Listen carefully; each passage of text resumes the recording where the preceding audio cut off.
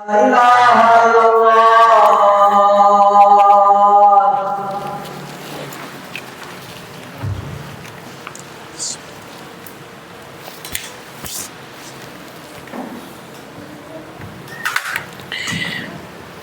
أعوذ بالله من الشيطان الرجيم. بسم الله الرحمن الرحيم. إن الحمد لله نحمده ونستعينه ونستهديه ونعوذ بالله من شرور أنفسنا ومن سيئات أعمالنا. من يهده الله فلا مضل له ومن يضلل فلن تجد له وليا مرشدا. أشهد أن لا إله إلا الله وأشهد أن محمدا رسول الله الذي بلغ الرسالة وعد الأمانة ونصح الأمة وجاهد في الله حق جهاده حتى أتاه اليقين. الله سبحانه وتعالى يقول: يا أيها الذين آمنوا اتقوا الله حق تقاته ولا تموتن إلا وأنتم مسلمون. وقال الله سبحانه وتعالى: وقال ربكم ادعوني أستجب لكم. وقال صلى الله عليه وسلم: اتق الله حيثما كنت. Mga kapatid sa pananampalatayang Islam, purihin, dakilain, pasalamatan ang Allah subhanahu wa ta'ala, sapagkat ang Allah subhanahu wa ta'ala ang siyang karapat-dapat na purihin, dahil ang Allah subhanahu wa ta'ala lamang ang nag-iisang Diyos na dapat purihin at pasalamatan ng sangkatauhan. Tayo'y sumaksi na walang ibang Diyos na dapat sambahin maliban na lamang ang Allah subhanahu wa ta'ala. At tayo'y sumaksi na si Propeta Muhammad sallallahu alaihi wasallam ay huling sugo ng Allah subhanahu wa ta'ala. Mga kapatid sa pananampalatayang Islam, ang Allah subhanahu wa ta'ala ay nagwika sa kanyang banal na Quran. Kanyang sinabi: Ya ayyuhalladhina amanu ittaqullaha haqqa tuqatihi wa la tamutunna illa wa antum muslimun. Sa malapit nitong kahulugan, sinabi ng Allah subhanahu wa ta'ala: O kayong sumasampalataya sa Allah subhanahu wa ta'ala, katakutan natin ang Allah subhanahu wa ta'ala sa totoong pagkatakot at huwag natin hayaan na dumating sa atin ang kamatayan na hindi tayo sumasampalataya sa Allah subhanahu wa ta'ala. Ang Propeta Muhammad sallallahu alaihi wasallam ay nagwika sa kanyang hadith: Ittaqillaha haythuma kunt. Katakutan natin ang Allah subhanahu wa ta'ala kahit nasan man tayo sa mundong ibabaw.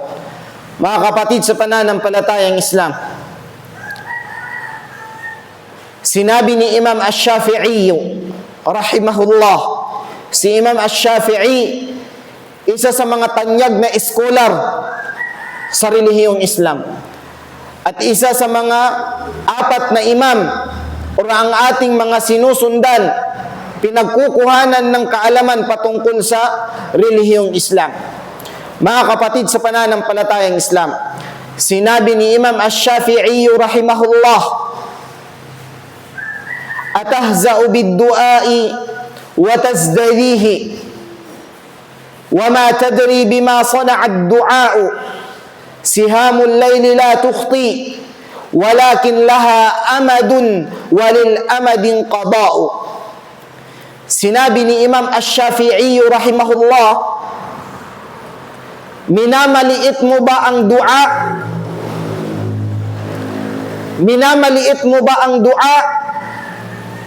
Huwag mong maliitin ang dua o yaong mga panalangin mo sa Allah subhanahu wa ta'ala, dahil hindi mo alam kung ano ang maidudulot sa iyo ng dua. Atahza'u bid-du'a wa tazdarihi. Huwag mong maliitin ang dua, mga kapatid sa pananampalatayang Islam. Huwag nating maliitin ang dua. Atahza'u bid-du'a'i wa tazdarihi. Huwag natin maliitin ang dua. Wa ma tadri bima sana'u ad-du'a, dahil hindi natin alam kung ano ang maidudulot para sa atin ng ating mga dua. Simple lamang para sa atin ang dua. ngunit napakabigat ito para sa Allah subhanahu wa ta'ala. Sihamul layli la tukhti walakin laha amadun walil amadin qada'i. Ang sabi ni Imam Ash-Shafi'i, ang dua ay parang isang bala. Ang dua or ang ating mga panalangin, sabi ni Imam Ash-Shafi'i, parang isang bala na kung saan may itinakdang panahon na para matamaan niya ang kanyang target. Walil amadin qada, at kapag dumating na ang takdang panahon, matatamaan niya ang kanyang target. Mga kapatid sa pananampalatayang Islam, ito ay napakalalim na sinabi ni Imam Ash-Shafi'i patungkol sa dua, na kung saan ang ating mga dua ay hinalintulad, hinalimbawa ni Imam Ash-Shafi'i na para bagang bala, na ang balang ito ay hindi magmimintis, matatamaan niya ang kanyang target. Ngunit may takdang panahon para matamaan ng balang ito ang kanyang target. At kapag dumating ang panahon na iyaon, matatamaan niya ang kanyang target. Ibig sabihin, mga kapatid sa pananampalatayang Islam, ang ating mga dua, may panahon at may oras ito na ibinigay sa atin ng Allah. May itinakda na oras at panahon ang Allah subhanahu wa ta'ala para sa atin, na ibibigay sa atin ng Allah subhanahu wa ta'ala ang ating mga dua or ang ating mga panalangin. May oras, may panahon na itinakda ang Allah para sa iyong mga dua, na ito ay ibibigay sa iyo ng Allah subhanahu wa ta'ala. Hindi ibig sabihin na kapag nagdua tayo, nanalangin tayo, ay ibibigay na sa atin kaagad ng Allah. Hindi po ganun. May itinakda na oras at panahon ang Allah para sa iyong mga dua, na kapag dumating sa iyo ang oras at panahon na itinakda sa iyo ng Allah, ibibigay sa iyo ng Allah ang iyong dua.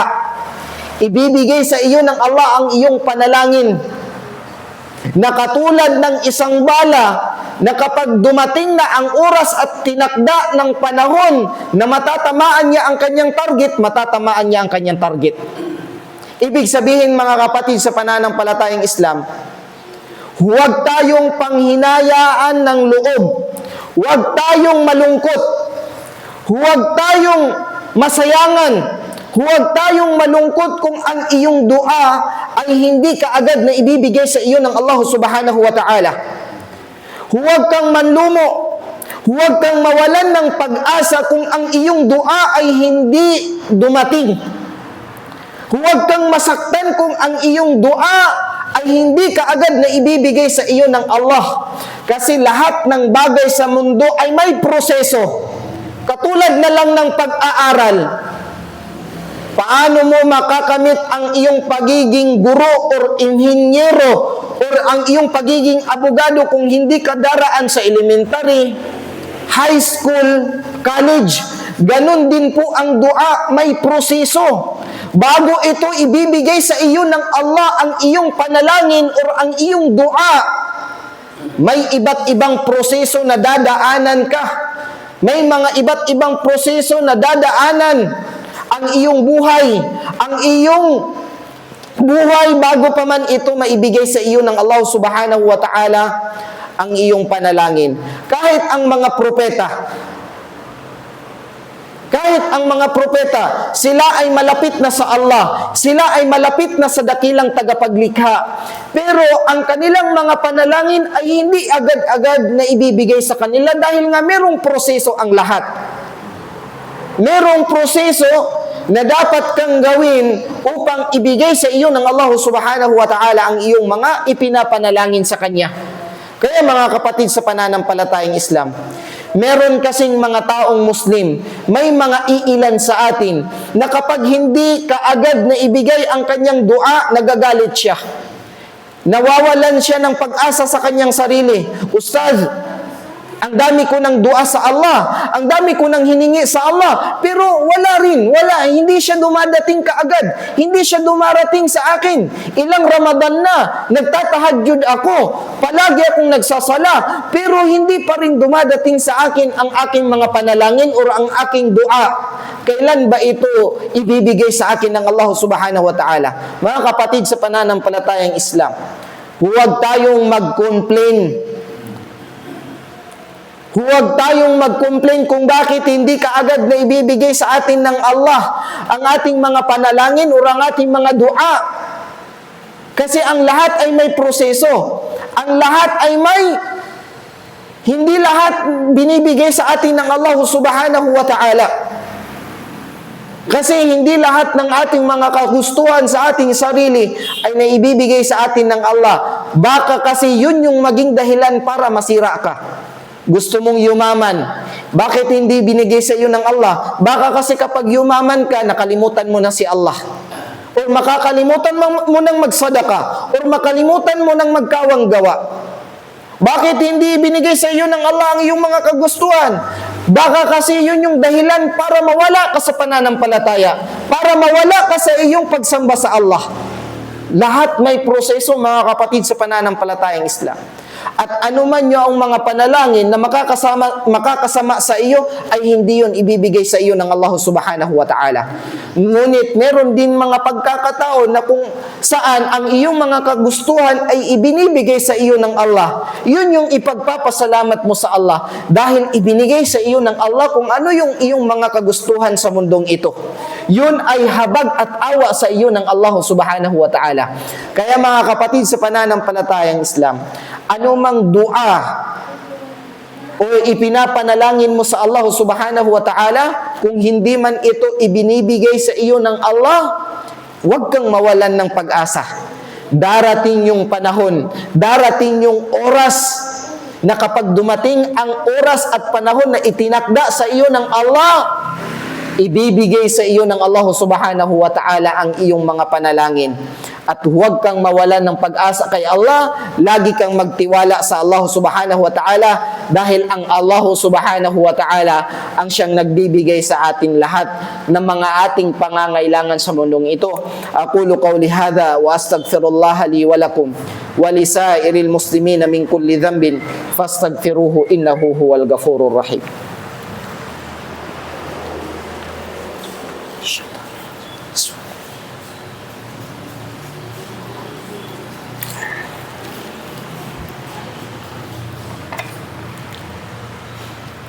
A'udzu billahi minasy syaithanir rajim. Bismillahirrahmanirrahim.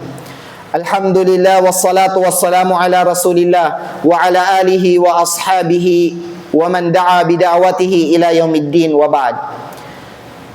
Mga kapatid sa pananampalatayang Islam, may mga Muslim o may mga tao na minamaliit nila ang pagdudua sa Allah. Samantalang sinabi na ng Allah subhanahu wa ta'ala sa banal na Quran sa suratul Ghafir, wa qala rabbukum ud'uni astajib lakum. Sa malapit nitong kahulugan, sinabi ng Allah subhanahu wa ta'ala, kayo ay manalangin sa akin, kayo ay magdua sa akin dahil ang inyong mga dua ay ibibigay ko sa inyo.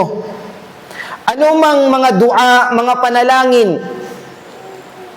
na makakabuti para sa atin, para sa ating pamilya, para sa ating mga kapatid, para sa ating mga magulang, yun lahat ay ibibigay sa atin ng Allah subhanahu wa ta'ala. Basta't magtiwala ka lang sa Allah subhanahu wa ta'ala. Basta't magtiwala ka lang sa Allah subhanahu wa ta'ala, ito'y ibibigay sa iyo ng Allah subhanahu wa ta'ala. Magdua ka lang, kapatid. Kahit man hindi dumating ang iyong dua o panalangin kaagad-agad para sa iyo, magdua ka pa rin sa Allah subhanahu wa ta'ala. Manalangin ka pa rin kay Allah. Humingi ka pa rin kay Allah. Dahil darating ang panahon, ang itinakdang oras, ang itinakdang panahon sa iyo ng Allah subhanahu wa ta'ala, ibibigay niya rin sa iyo ang iyong mga dua at ang iyong mga panalangin. Ang sinabi sa hadith ni Propeta Muhammad sallallahu alaihi wasallam galing kay Ubadah bin Samit radhiyallahu an, sinabi ng Propeta Muhammad sallallahu alaihi wasallam, ma 'alal ardi muslimin yad'u ila Allah bida'watin illa atahu Allahu iyyahu, rawahu at-Tirmidhi. Sinabi sa hadith ni Propeta Muhammad sallallahu alaihi wasallam na walang tao sa kalupaan na mga Muslim, walang mga taong Muslim sa kalupaan na nanalangin sa Allah subhanahu wa ta'ala maliban na lamang na ang kanilang mga panalangin ay ibibigay sa kanila ng Allah subhanahu wa ta'ala. Ibig sabihin, walang mga Muslim na nagdudua sa Allah subhanahu wa ta'ala, walang mga Muslim na nananalangin sa Allah subhanahu wa ta'ala maliban na lamang sa ibibigay para sa kanya ang kanyang mga panalangin. Kaya mga kapatid sa pananampalatayang Islam, kung gusto mong ibigay sa iyo ng Allah subhanahu wa ta'ala ang iyong mga panalangin, dapat sundin mo ang Allah subhanahu wa ta'ala. Dapat sundin mo ang ipinag-uutos ng Allah. Dapat lumayo ka sa mga ipinagbabawal ng Allah. Dahil para maibigay sa iyo ng Allah subhanahu wa ta'ala ang iyong mga panalangin. Sa panahon ni Propeta Muhammad, may isang lalaki na nagtanong kay Propeta Muhammad sallallahu alaihi wasallam. May isang lalaki sa panahon ni Propeta Muhammad sallallahu alaihi wasallam na nagtanong kay Propeta Muhammad. Kanyang sinabi, ayyud du'ai asma'. Ya Rasulullah, ang tanong ko ay, anong panalangin kung kailan ako mananalangin sa Allah subhanahu wa ta'ala na ito ay tatanggapin ng Allah? Ibig sabihin, anong oras, kailan, or ano ang mga dapat kong gagawin para madinig ng Allah ang aking dua or ang aking panalangin? Dalawa lamang ang sagot ni Propeta Muhammad sallallahu alaihi wasallam. Kanyang sinabi, gawin mo itong dalawa dahil ito yung pinakamalapit sa Allah subhanahu wa ta'ala para dinggin ang iyong panalangin. Una, jawful laylil akhir. Ang magtayo ka ng pagdarasal na ikaw lang mag-isa sa ikatatlong bahagi ng gabi. Ibig sabihin yung tahajjud. Kapag nagtahajjud ka, kapag nagtayo ka dyan ng pagdarasal, at kapag nanalangin ka sa Allah, ibibigay sa iyo ng Allah ang iyong panalangin. Pangalawa, sabi ni Propeta Muhammad sallallahu alaihi wasallam, dubura salatil maktubah. Sa tuwing ikaw ay nagdarasal ng mga 5 beses na mga inobliga na pagdarasal. Yung 5 beses na inobliga sa atin ng Allah na pagdarasal, kapag nagdua ka dyan sa mga oras na yan, na ikaw ay nagdarasal ng 5 beses sa bawat waktu, ikaw ay nagdarasal dyan, ikaw ay nanalangin dyan sa oras na yan, ang iyong dua o ang iyong panalangin ay ibibigay sa iyo ng Allah subhanahu wa ta'ala. Kaya mga kapatid sa pananampalatayang Islam, lagi nating tatandaan at ito ang ating panghuli na sasabihin, kapag hindi man sa iyo ibinigay ng Allah ang iyong mga panalangin agad-agad, lagi mong tatandaan na ang lahat ay may proseso. Hindi ibig sabihin na kapag nagdua ka na kay Allah ay ibibigay niya sa iyo. Noon lahat ay may proseso sa Allah subhanahu wa ta'ala. May itinakdang panahon at oras ang Allah para ibigay niya ang iyong mga panalangin at hintayon mo yun dahil ito ay ibibigay sa iyo ng Allah subhanahu wa ta'ala. Inna Allah wa malaikatahu yusalluna ala nabi. Ya ayyuhalladhina amanu sallu alaihi wa sallimu taslima. Allahumma salli ala Muhammad wa ala ali Muhammad kama sallaita ala Ibrahim wa ala ali Ibrahim wa barik ala Muhammad wa ala ali Muhammad kama barakta ala Ibrahim wa ala ali Ibrahim. Wa qala rabbukum ud'uni astajib lakum amin ya rabbal alamin. Allahumma taqabbal salatana wa du'aana wa ruku'ana wa sujudana ya arhamar rahimin. Allahumma ighfir lana dhunubana ولوالدينا وارحمهما كما ربونا صغارا. اللهم بلغنا رمضان، اللهم بلغنا رمضان، Allahumma ballighna Ramadan ya arhamar rahimin. Subhana rabbika rabbil izzati amma yasifun wa salamun alal mursalin walhamdulillahi rabbil alamin. Aqimis salah, innas salata tanha.